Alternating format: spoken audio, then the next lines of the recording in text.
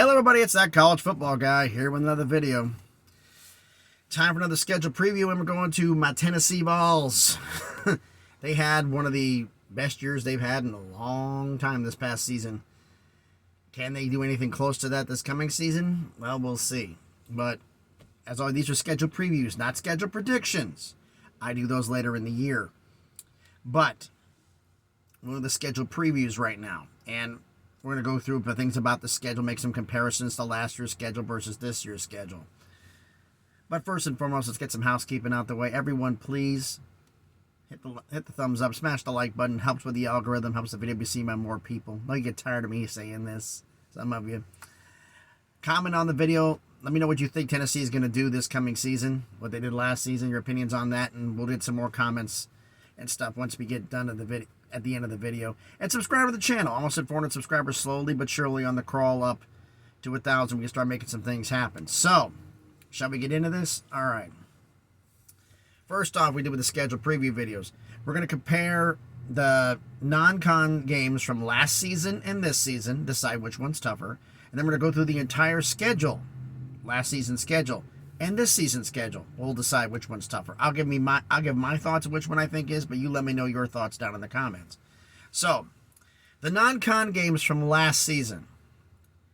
Home against Ball State, at Pitt, home against Akron, and home against UT Martin.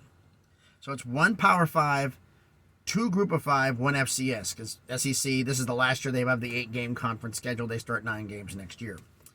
This season, neutral site game against Virginia at Titan Stadium in Nashville. Home against Austin Peay. Home against UTSA. And home against UConn. One Power 5, two Group of 5, one FCS. Same, but Pitt was on the road. Virginia's neutral site. I got to say last year's non-conference games were tougher. I have to say that. As for the full schedule for what they did last year.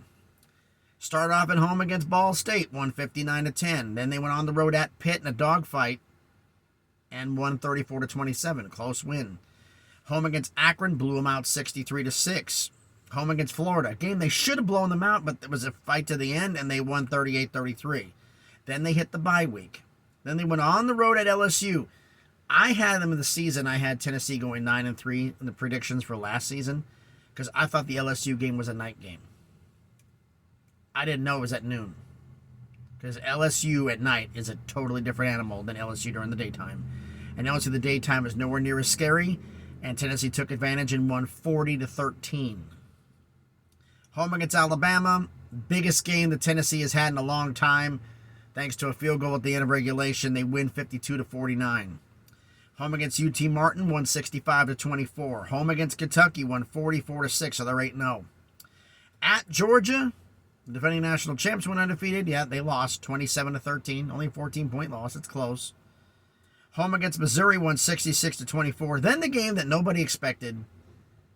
You get blown out at South Carolina 63-38. Yeah, Hendon Hooker went down, but the team, it didn't matter if Hendon Hooker was playing. They were still going to lose that game. Finished the regular season at Vanderbilt, win 56-0. And then go into the Orange Bowl. You know, Tennessee's without a lot of players. Clemson was without a lot of players. But Tennessee won 31-14 with Joe Milton, the quarterback. Now Joe Milton goes in as the full-time starter for this season. How's he going to do? Well, their season this coming season, you're home against Virginia, neutral site game against Virginia at Titan Stadium in Nashville, home against Austin Peay, at Florida. That's an interesting game to start the year. You start off conference play at Florida. You start off at home against Florida, but that's the way it goes. Home against UTSA. Home against South Carolina. South Carolina, you played them late in the year last year. Now you play them early in the year. Then you get the bye. Then you're home against Texas A&M. You're at Alabama after that. You played them close. Now you got to go down to Tuscaloosa. Different animal. At Kentucky. Home against UConn. At Missouri. Then you finish the year at home against Georgia and home against Vanderbilt. So, which schedule is tougher? Well, let's look at the road games. I would do the 5 comparison teams, but you know it's like the 5 teams they have there, but it's really going to be on there. But the key to a tough schedule is simply this: the road games. Who'd you play on the road last year? Who'd you play on the road this year? At Pitt last year, at Pitt, at LSU, at Georgia, at South Carolina, at Vanderbilt. 3-2 in those road games. This season, at Florida, at Alabama, at Kentucky, at Missouri, with 1 neutral site game against Virginia and Nashville. LSU on the road, Georgia on the road, South Carolina on the road, Vanderbilt on the road, Pitt on the road. And it's Missouri this year, who you obliterated last year, 66-24 at home. You beat Kentucky 44-6 at home. Now you face them on the road.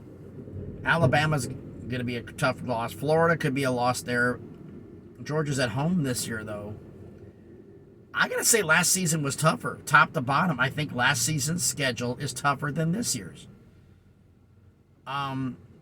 But you tell me down in the comments down below, which do you think is tougher? Okay, so first off, thanks everybody for watching the video. I kind of went this kind of quick because I'm here in my yard, drop yard here in Laverne, Tennessee.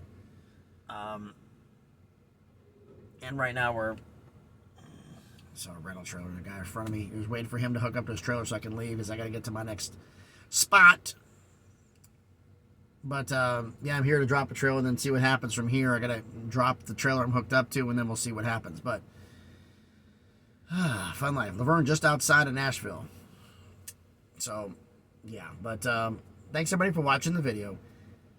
I said like, comment, and subscribe. Commenting on the video, what do you think? Who do you think was tougher? You think last season's non-conference was tougher, or is it this season's? I think it was last year's, mainly because you travel at Pitt versus having neutral site versus Virginia this year. That's, I think, is the big difference.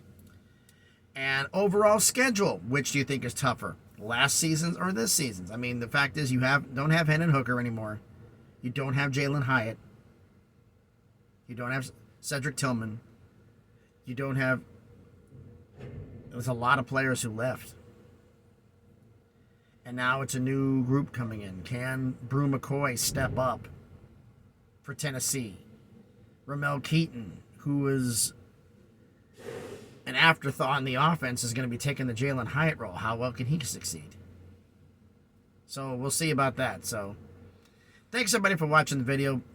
Hope everybody's having a great time and having a great Thursday. Please be safe out there. Didn't have a vehicle fire to pyro on the past day unlike the previous 2, but I do have did have a few accidents on the road, unfortunately, outside of Atlanta. Because yesterday, coming through Atlanta, there was 4 accidents in Atlanta. One on I-16, a couple of them on I-75, and this morning I stopped outside of Atlanta to rest for the night. There was more coming up, so it's crazy on the highways right now. A lot of people getting the bright idea that you can go from the far left lane to the far right lane, or from the far right lane to the far left lane. It doesn't work, folks. Okay, you're crossing 5 lanes of traffic on the drop of a hat trying to make your exit, and you wonder why you get hit. I mean, seriously? Anyway, thanks everybody for watching the video. Gotta make me laugh over here. Thanks everybody for watching the video. Hope everybody's having a great Thursday. Be safe out there on the roads because they're crazy. And please, be good to each other.